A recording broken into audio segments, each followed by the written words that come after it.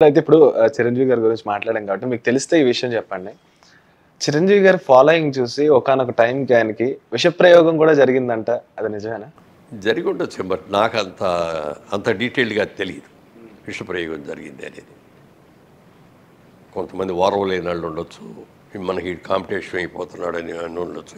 అట్లాంటి వాళ్ళు ఎవరైనా చేశారేమో కానీ నాకు కరెక్ట్‌గా తెలీదు. నేను రీసెంట్‌గా కోట గారిని ఇంటర్వ్యూ చేశాను సార్. అప్పుడు ఆయన మాట్లాడుతుంటే చిరంజీవి గారి మీద చాలా అంటే ఆయన అన్నారని కాదు గానీ, ఆయన ఏం చేయలేదు, ఇండస్ట్రీకి ఏం చేశారు అది ఇది అన్నారు.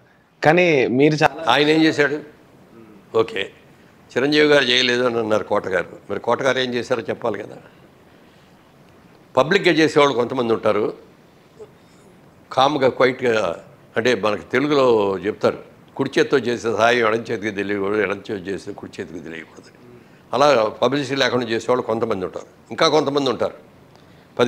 10,000 ఇచ్చి రూ. 1,00,000 పబ్లిసిటీ చేసుకుంటారు. దాన్ని పేపర్లో ఫుల్ పేజీలు వేసి అడ్వర్టైజ్మెంట్లు వేసి టీవీల్లో చెప్పించుకొని ఇంత చేశారు అంత చేశారని చెప్పించుకునేవాళ్ళు ఉంటారు. చిరంజీవి గారు అట్లా చెప్పకపోవడం కానీ చాలామందికి చాలా రకాలుగా చేశారు. ఇవాళకి కూడా ఈవెన్ టుడే.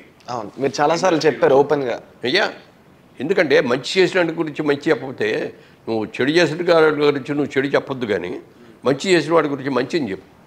చిరంజీవి గారు కూడా ఒక మాట అన్నారు ఆ రోజున మీటింగ్లో, ఏది మా డైరీ దీంట్లో ఏదో చెడుని చెవులో చెప్పు, మంచిని మైక్లో చెప్పు అని. భలే ఉందా ఇది డైలాగు అని అనుకొని అన్నాను ఆ రోజున. మరి ఆ విధంగా ఆయన చెడుని ఏమైనా ఉంటే చెవులోనే చెప్తారు కానీ ఎప్పుడు పబ్లిక్లో చెప్పడరు. మంచిని అదే చెవులోనే చెప్తాడు. అట్లాంటిది అయినా ఉంటే మంచి మాత్రం మైకుల్లో చెప్పడైనా అని చెప్పి ఆ రోజునే అన్నాను నేను అదే స్టేజ్ మీద.